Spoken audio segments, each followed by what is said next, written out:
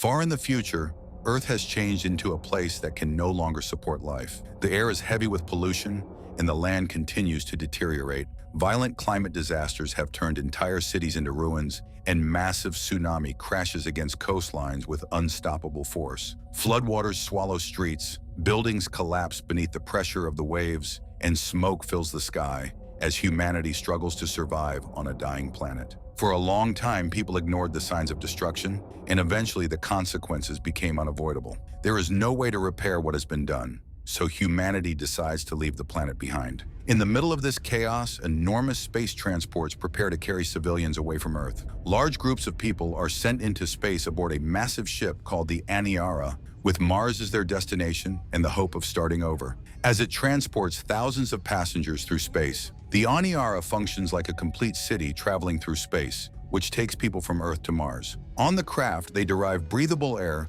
from an extensive algae farm. Inside, there are many facilities such as places to eat, shop, relax, and spend time. People move through its wide corridors, including families, workers, and children, all holding on to the idea of a better future. For them, the journey represents a new beginning rather than a painful loss. Among the crowds, a mother sits beside her young child as they leave their home forever. As the massive spacecraft departs, she gently tells the child to wave goodbye to Earth. The child looks out quietly at the ruined planet while clouds cover the horizon. The passengers board the Anyara, carrying both hope and sorrow. The story centers on a young woman known as the Mima Room, also called Mr. She is responsible for maintaining a unique space on the ship called the Mima Room. It was originally created for the first settlers on Mars. The system inside this room allows passengers to relive memories of Earth in a vivid and emotional way. When connected to it, people experience scenes of nature, like forests, open skies, and the feeling of rain,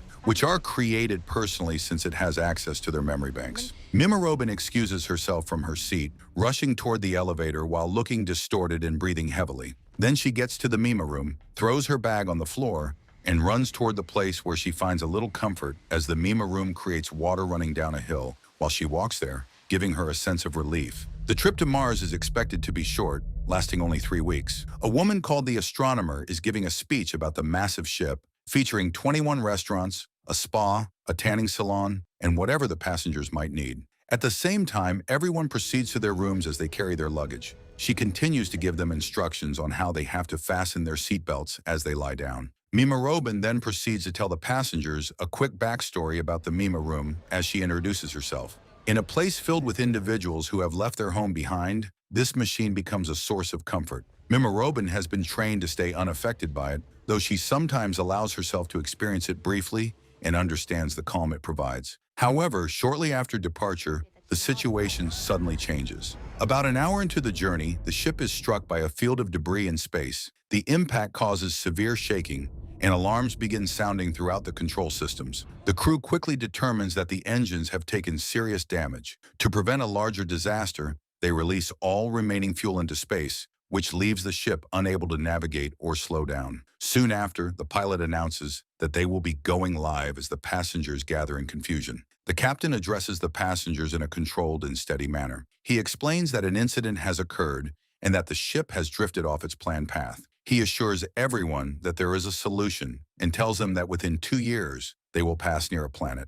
According to him, the ship can use that planet's gravity to change direction and continue toward Mars. He tells them that they should be grateful that no one was hurt and assures them that they will be compensated upon arrival. The passengers feel fear, but they try to accept the situation, believing that 2 years will be difficult but manageable. In the meantime, the captains discuss a major problem as the ship is lost in space and they are running out of real food. They talk about how the crew has started producing algae as a replacement because it is the most efficient way to keep everyone alive, since they only have enough food to last about 2 months. He explains that eventually it will become the only available food source. The astronomer then starts having a conversation with Mima Room, asking if she has family waiting for her. She reveals that she does not have anyone alive waiting for her. The astronomer also reveals that she has been separated from her family for over 31 years. 3 weeks have passed without a map. Mima Room continues to explain in the Mima Hall how, once they are inside the images, they will not feel their bodies and will have to use the Mima pillow, in which they can spend hours. She then goes to a captain and starts asking how long it is going to take, explaining that she needs help in the Mima Room because there are more visitors wanting relief. She lives in the same room as the scientist referred to as the astronomer, who studies space through the ship's observation systems. At one point, Mima Room seeks a direct answer about their chances of returning. The astronomer explains clearly that there is no planet ahead for them to turn around and that the closest they can get is to GM54, but they will never reach its mass. She reveals that the captain is aware of this and is choosing to hide the truth to prevent panic among the passengers. Mima Room stays awake in her bed, looking up into the darkness above her. After some time, she gets up and walks toward one of the large viewing windows. Outside, there is only empty space stretching endlessly, with distant stars that feel unreachable. The sight overwhelms her, and she begins to have a panic attack. Her breathing becomes tight and uneven, and her hands start to shake. In distress, she rushes to the Mima Room and connects herself to the system. It surrounds her with calm images from Earth, and little by little, her body relaxes and her breathing steadies. Mima Room begins to run toward a man who is having some kind of panic attack because a woman whom he says is an astronaut in the planetarium told him that they would not be able to turn around. Mima Room tells him that life on Mars is no paradise, and that it is cold and nothing grows except for a small, frost-proof tulip, and that they may as well live here. Eventually, she takes him to the Mima Room so he can calm down. The Mima Room, once quiet and rarely used, is now constantly crowded. Passengers fill it at all times, no longer treating it as entertainment, but as something necessary to endure their situation. It becomes the main way for people to hold on to their mental stability. Mima Room approaches the captain and explains that she needs more staff to manage the growing number of visitors. He tells her he will get more people to help her. She continues by telling him that once the passengers become aware that they will not be able to go back, they will panic. He tells her that once the passengers get used to eating algae, they will go public with the information, and that the reality is they will build their own little planet. As time passes, 3 years have gone by while the Aniara continues drifting farther into space. The passengers seem to accept their fate and continue to dance. Mima Room then meets a guy named Daisy, and they go out together and begin to share an intimate moment. As the captain walks beside them, she gives Mima Room a strange look. The algae production begins to interfere with the ship's water systems, creating additional problems. The captain states that they need more people at the water purification plant. At the same time, a worker gives kids lessons on how to grow their own food and proceeds to give them instructions on how to clean it properly. Life becomes more difficult, and people continue to rely heavily on Mima, seeking brief moments of relief. Mima Room then complains to the astronomer about the encounter she had with Captain Isigil. She tells her that pilots are experts at repressing their emotions. At the same time, the astronomer becomes increasingly withdrawn and negative. Soon after, she shares a harsh perspective with Mima Room, explaining that even if the ship could move at extreme speeds, it would still feel like no progress was being made. She describes space as so large that the ship is insignificant, like a small particle lost in an endless expanse. Mima Room already understands their situation, but hearing it described this way makes the reality feel more immediate. Later, while Mima Room is inside the Mima Room, something begins to malfunction. The familiar memory scenes start to distort, with images breaking apart and blending together in unnatural ways. She quickly disconnects and begins examining the system. Before she can identify the issue, several passengers enter and connect themselves. Shortly after, their experiences turn into disturbing and frightening visions. Mima Room observes the situation through the monitoring system as their sessions become chaotic. A passenger then starts sobbing as she hugs him tightly to comfort him. She shuts the system down and removes everyone from the room. The passengers react with anger as they depend on Mima, and losing access to it feels like having their only source of comfort taken away. The captain summons Mima Room and asks her to explain what went wrong. She tells him that Mima is more than a system, as it reacts to and absorbs what people feel. Over time, it has taken in the fear, grief, and suffering of thousands of passengers, and now it cannot handle it anymore. She explains that it has started producing broken human speech instead of normal signals, which shows that it is failing. She then recommends shutting it down for a week,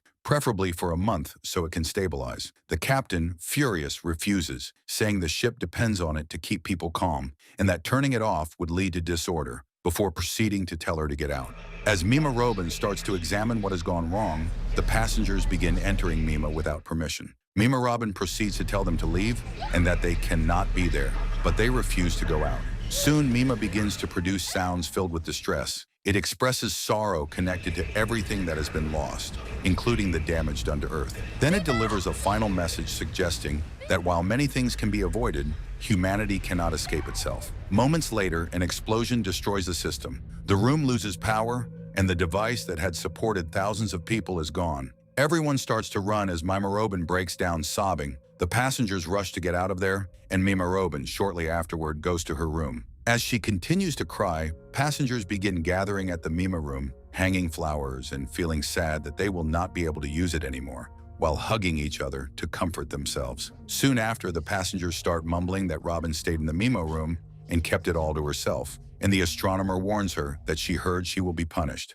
After the destruction, Isabel speaks with the captain and tells him that he cannot blame the Mima Room and that what happened to Mima is not her fault. He proceeds to tell her that he can do whatever he wants and that there have already been a number of complaints. The other captains also state that Mima Room has been locking herself in the hall to sabotage Mima. Then the captain provokes Isabel, saying that he has never seen her this upset. The captain avoids responsibility and places the blame on Mima Room. Isabel states that his refusal to listen caused the situation. The captain rejects this, and during the confrontation, Isabel reacts physically before leaving. Shortly after, Mima Room encounters security and quickly runs away. Soon after, security detains her in a hallway, assaults her, and places her in confinement. Isabel is also taken into custody. Years pass, and 4 years have gone by since the incident. Life on the ship changes drastically. Without Mima, people lose their main source of stability. Some groups begin forming cults and beliefs centered around the stars, gathering near the windows in ritual behavior as they chant, asking the stars to come closer and give them light. A man has taken his own life, leaving a note that says he does not want to be buried in a light-year grave, bringing the suicide count to 48 in just 1 month. Many individuals take their own lives each month, including members of the crew. Even the chief engineer is among those who die this way, and the captain starts assigning new roles to replace those who are gone. During this period, Mima Room forms a close connection with one of the pilots named Isabel. Their relationship develops gradually, offering them some comfort in an otherwise difficult and hopeless environment. Both Isabel and Mima Room are eventually released, and as the captain starts to give them their new roles, Isabel refuses to accept at first, but as Mima Room begs her, she finally gives in. Mima Room is then assigned to teach children on the ship, while Isabel returns to work in logistics. They are placed in the same living space, happy that they finally got out. Isabel plays some music, and they start to dance, take showers together, and share intimate moments together as their connection grows stronger over time. However, the environment around them continues to slowly decline. As Isabel and Mima Room try to go back to their lives, Mima Room kisses Isabel before going to teach. As she walks through the ship, she begins to notice all the chaos that is spread around them. Quickly, she enters the classroom and starts teaching. Throughout the ship, people are seen behaving in unstable ways, with some even moving like animals while chanting, "Forgive us." Organized thinking fades, and fear begins to shape how people act. The ship becomes a place that resembles both confinement and disorder. Isabel and Mima Room then start to swim, and shortly after they meet a woman in the steam room who is saying strange things, stating that they are going to canonize Mima and that they are going to form a choir at her grave. In confusion, Mima Room asks if they are going to sacrifice her for killing Mima. The woman proceeds to tell her that Mima killed herself because she was filled with grief. She then invites her to come with her. In the Mima Room, the woman starts to draw circles on Isabel's and Mima Room's faces as they stand there in confusion, and she starts giving signals to gather everyone together. She then takes Mima Room because she wants her beside her. Soon after, they begin to pray to Mima while humming softly. They start taking off their shoes, then proceed to remove all of their clothes as they stand there naked. Isabel and Mima Room, not knowing what to do, slowly start taking their clothes off too. Shortly after, the women begin to form a circle as they hold mirrors in front of themselves. Eyeing each other and laughing quietly, they join them, with a woman lying in the middle as they surround her. Soon after, she begins to touch herself as everyone continues humming. A man comes and lies on top of her as they have intercourse in front of everyone. Shortly after, Isabel, Mima Room, and everyone else begin to join in. In the 5th year after the accident, Mima Room goes to Isabel, trying to cheer her up. Isabel has made a decision that stands out from the others. As she rolls over, it becomes clear that she is pregnant and looks almost due. She then shares her concerns about giving birth to a child who will live like a prisoner and that there are no real possibilities there. Mima Robin tries to comfort her, telling her that everything will be fine, but Isabel is not happy and still feels hopeless. She promises her that she will get rid of the darkness as she goes to the Mima Room to check if she can still do something about it. Mima Robin and Isabel try to hold on to a sense of hope together, but Isabel finds it harder with time. The constant view of empty space outside the windows begins to weigh heavily on her mind. Seeing this, Mima Robin comes up with an idea. Since they cannot return to real landscapes, she considers creating artificial views using screens that display images of Earth. She believes this could reduce the pressure and hopelessness people feel every day. Soon after, she goes to talk to the astronomer, who is in a very depressed state, and tells her about her plan of building a beam screen outside the windows to escape the darkness, explaining that she wants to talk with the captain about it. However, the astronomer laughs in her face, asking if she is going to create a substitute for Mima. Shortly after hearing this, Mima Robin quietly leaves. Mima Robin then goes to present the idea to the captain, but he rejects it immediately. He tells her that people need knowledge and discipline, not comforting illusions, and reminds her to focus on her teaching duties instead. Robin leaves feeling discouraged and emotionally drained, though she still keeps the idea in mind. Soon after, Isel screams in labor and starts to cry as she says that she does not want to give birth. The doctor helps her through the pain, and after several painful moments, she finally gives birth to a baby boy. She slowly starts to smile as she hugs him tightly in her arms. The moment is calm but filled with mixed emotions, as a new life arrives in the middle of ongoing loss and uncertainty. After some time, Mima Robin plays with the newborn while Isabel watches them with a smile. Mima Robin continues to sing softly to him as she tries to make him sleep, but Isabel, still unhappy and emotionally exhausted, tells Mima Robin to stop singing, though she continues anyway. Later, Mima Robin teaches the students while Isabel takes her baby to the swimming pool. Soon after, she is called away, and one of the women brings the baby to Mima Robin. Confused, she asks where Isabel has gone, and the woman tells her that she was called to the bridge. She then proceeds to tell her that they have discovered a rescue ship. Mima Robin then rushes to check what has happened, and when she sees the captains, the astronomer tells her that she has detected an object through the ship's telescope. It is a small, unmanned probe moving toward them at high speed. Soon, Isabel makes the discovery that the ship might not be large enough to be a real rescue ship. Although it cannot carry passengers, calculations suggest it might contain enough fuel to adjust the ship's direction and guide it back toward Mars, which makes them genuinely happy and hopeful again. The captain shares this discovery with everyone on board. For the first time in years, people begin to feel real excitement and hope. Many react with strong emotion, expressing relief and happiness after so many years of despair. A sense of possibility finally returns to the ship. The captain then tells them that the probe is expected to reach them in about a year's time. The passengers begin to cheer and dance as they wait for the probe, believing it to be their last hope. During the 6th year, the crew begins preparing for the encounter. They repeatedly practice how to capture the approaching probe using grappling systems, while the captain gives them instructions through a simulator. Less experienced crew members struggle during training, which frustrates and disappoints the senior pilot as he shouts at them, saying that they cannot be the best crew they have left. Mima Robin then continues to guide and encourage them, knowing that the operation is extremely critical. Soon after, the captain tells the passengers that they will soon begin docking as the probe finally approaches. Passengers are instructed to remain flat inside their cabins. The ship increases its gravity to extreme levels to slow the incoming object, which could seriously harm anyone not properly positioned. From the control room, Isel manages the countdown carefully. A powerful pulse is released, reducing the probe's speed. Grappling hooks extend and successfully secure it, bringing it safely inside the ship.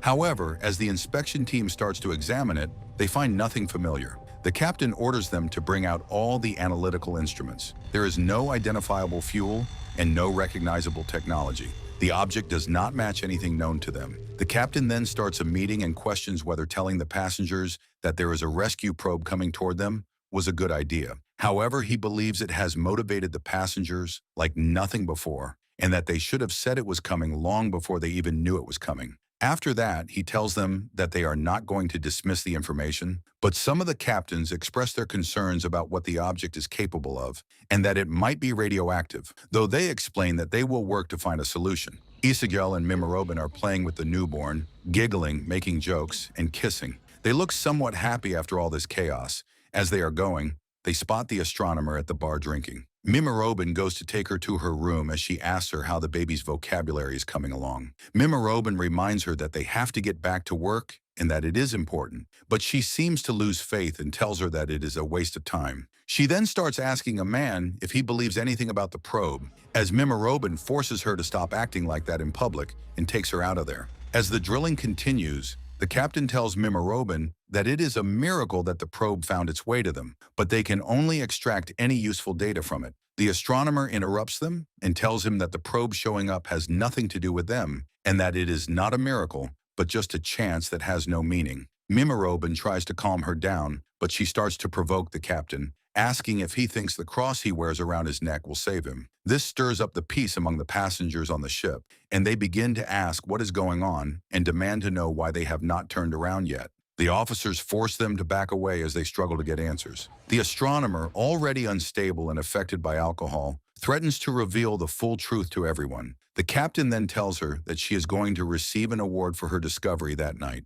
Unhappy, the astronomer confronts him, asking if he is going to use it as a prize. He proceeds to tell her that she should stop spreading fear among the passengers. Soon after, he announces to everyone that they all have high hopes for the object, but they will not say anything until they have certainty, fearing that the people will lose the remaining hope, as he proceeds to tell them that he is going to announce that everything is going according to plan. But the astronomer is not having it, as she whispers that she will not accept any hypocrisy. The captain responds by saying that she will not speak any more rumors, as he takes a taser from a security officer's pocket and kills her in front of everyone. Everybody stands there in shock. Soon after, they hold a funeral for the astronomer. Mima Room starts to give a speech, reading some of the poems that she wrote. Everyone looks sad and exhausted as she reads. Later, the astronomer's body is then released into space. The loss adds to the growing sense of despair, as another person who spoke openly is removed. After the moment of hope fades, the people on the ship end up feeling an even deeper sense of loss than before. Mima Room starts to look at her reflection in the mirror as she begins to see some reflections like the Mima Room used to create. She then spots the astronomer as she is laying inside some sort of lake.